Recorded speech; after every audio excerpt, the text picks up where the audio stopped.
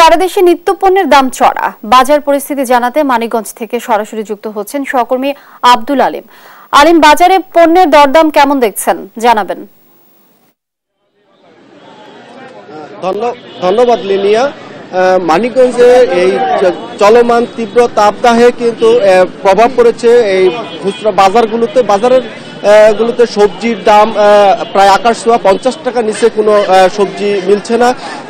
সেক্ষেত্রে আমরা যে তীব্র তাপদাহের কারণে অনেক সবজি ক্ষেত নষ্ট হয়েছে এবং সেই সাথে যে কাঁচামরিচের ঝাঁঝও কিন্তু বেড়েছে। সেটা হচ্ছে কাঁচামরিচ গতকালকে পাইকারি গিয়েছে 90 টাকা কেজিতে, আজকে কিন্তু প্রায় 120 থেকে 30 টাকা কেজি দরে বিক্রি হচ্ছে।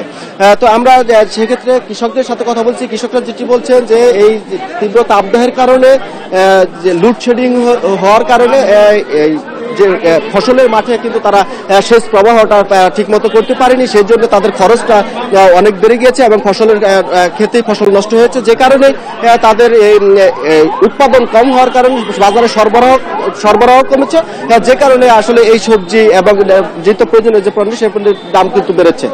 সেই সাথে নদ নদী পানি শুকিয়ে যাওয়াতে এবং নদ নদীর যে মাছের দামও কিন্তু আকাশ ছোঁয়া, যা সাধারণ ক্রেতাদের নাগালের বাইরে বলে জানিয়েছে ক্রেতারা।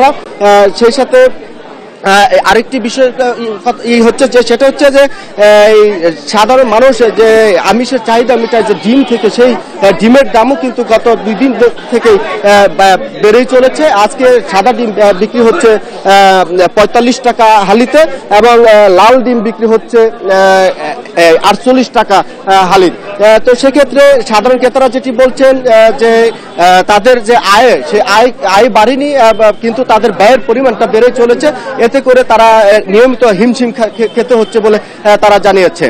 তো এক্ষেত্রে আমরা আরেকটি বিষয় যেটা জানতে পেরেছি সেটা হচ্ছে যে এই বাজারের মনিটরিং এর ব্যবস্থাও নেই, যে কারণে আসলে দামটাও নিয়ন্ত্রণে আসছে না। তো আমরা এখন কথা বলবো একজন ডিম ব্যবসায়ীর সাথে। আচ্ছা, এই ডিমের দাম বৃদ্ধি হওয়ার কারণটা কি? ডিমের দাম বৃদ্ধি হওয়ার কারণ হচ্ছে আপনার অতিরিক্ত তাপের কারণে অনেক মুরগি হিজিষ্ট করে মারা যাওয়ার কারণে। ধন্যবাদ।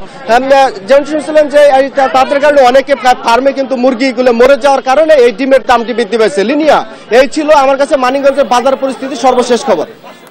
আলিম, ধন্যবাদ আপনাকে। দর্শক, বাজার পরিস্থিতির খবর জানাচ্ছিলেন সহকর্মী আলিম।